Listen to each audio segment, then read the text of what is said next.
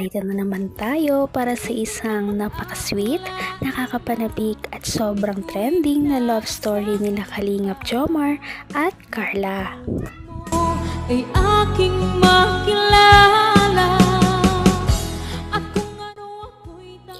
Para sa pagpapatuloy ng ating love story ay sobrang nakakalungkot na talaga ang mga nakaraang pangyayari sa love team ni Kalingap Jomar at Ate Carla dahil pa naman ay lumala ang kanilang hindi pagkakaintindihan. Hindi sila nagkaroon ng pagchat-chat ng ilang araw at noong nagkita sila ay parang nabasted pa ni Ate Carla si Kalingap Jomar dahil noong tanongin siya kung pwede ba maging sila ay tumanggi muna si Ate Carla dahil meron pa siyang mga sariling problema na hinaharap at hindi pa yon ang tamang pagkakataon na maging sila daw. Kaya ilang araw na sobrang lungkot at parang na-depress talaga si Kalingap Jomar sa mga pangyayari at noong dinalaw siya ni Ate Carla, ito na ang mga nangyari. Punta ko ngayon sila.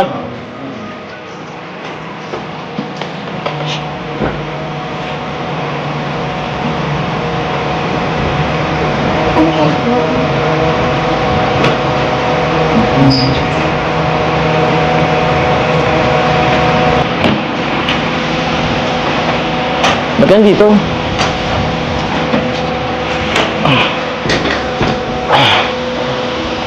Pasok ka muna. Sige, pasok ka muna.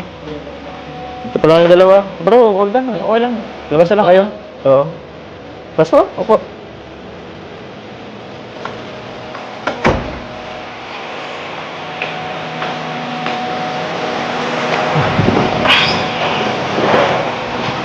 Ba't pa lang dito kayo? Pinapasundo ka po ni Kuya Rab.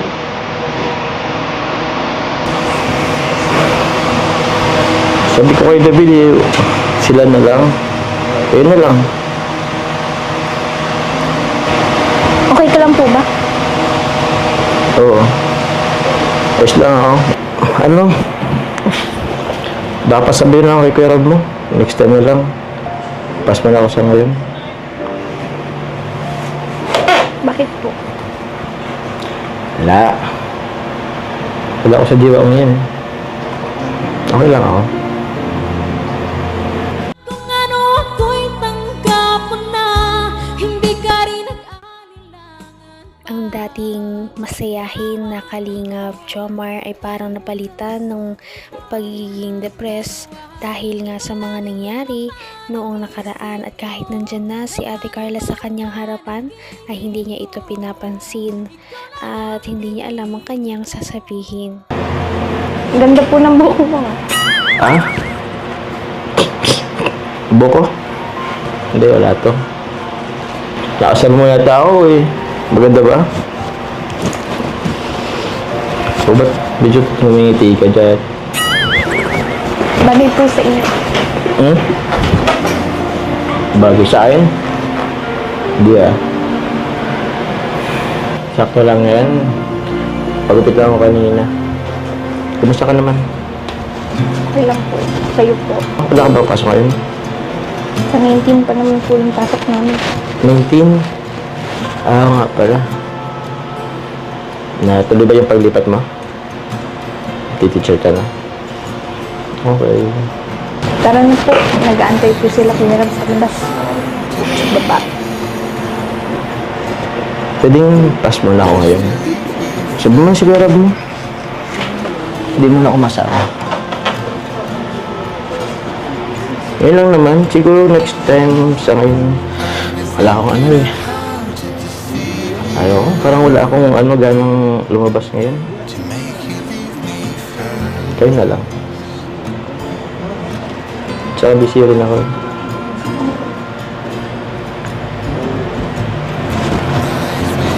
Sige na, baka naging tinan si Kuya Rab mo. Sayang naman po. Naman ang bawat panaginip ko, ikaw lang ang Dahil sa sobrang sakit na nararamdaman ni Kalingap Jomar, ikitang-kita talaga ito sa kanyang mga mata. At dahil dito ay ayaw na muna niya na makita ang ibang tao kahit pa si Ate Carla yan. Dahil Yun nga sa kanyang nararamdaman na hindi niya ito talaga mapaliwanag.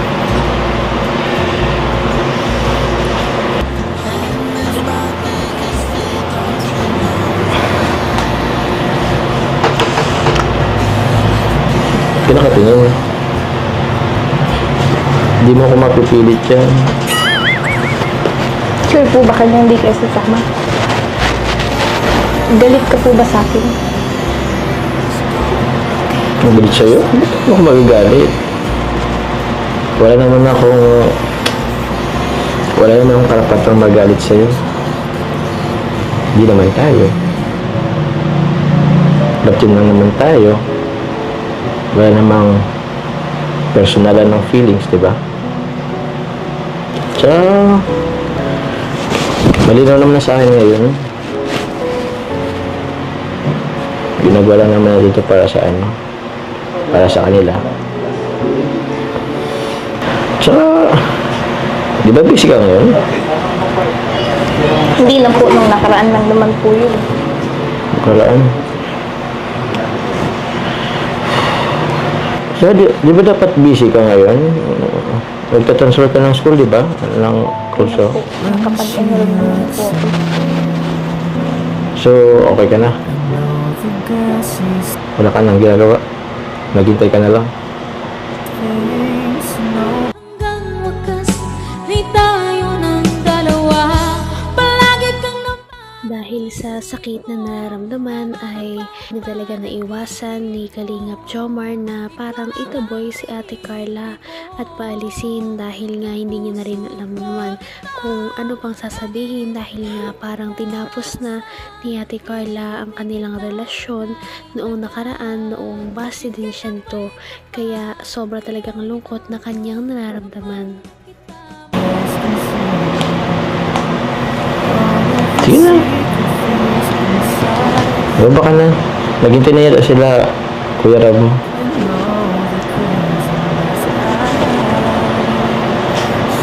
Kaya po ba ganyan ka kasi dahil doon sa nasabi ko nung nakaraan? Ano? Sorry na po. Sorry na kasi pagod lang naman ako nun. Tsaka dami ko din pong iniisip. Okay lang naman. Tsaka, naintindihan ko naman na ayaw mo pa. Or di ka nga siguro ready. Siguro, sana na talaga wala akong gana sa ngayon. Pero, mga ilang araw lang naman to, magiging okay lang naman ako ngayon. Sa ngayon lang talaga, wala pa talaga sa diwa ako.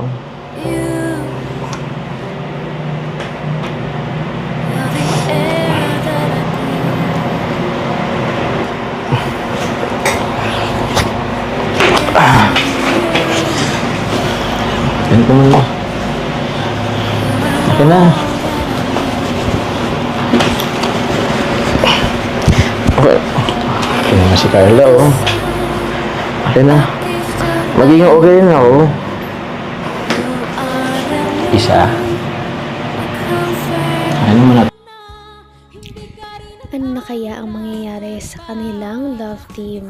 Magpapatuloy pa ba ito o dito na lang talaga maghihinto ang lahat ng kanilang pinagsamahan?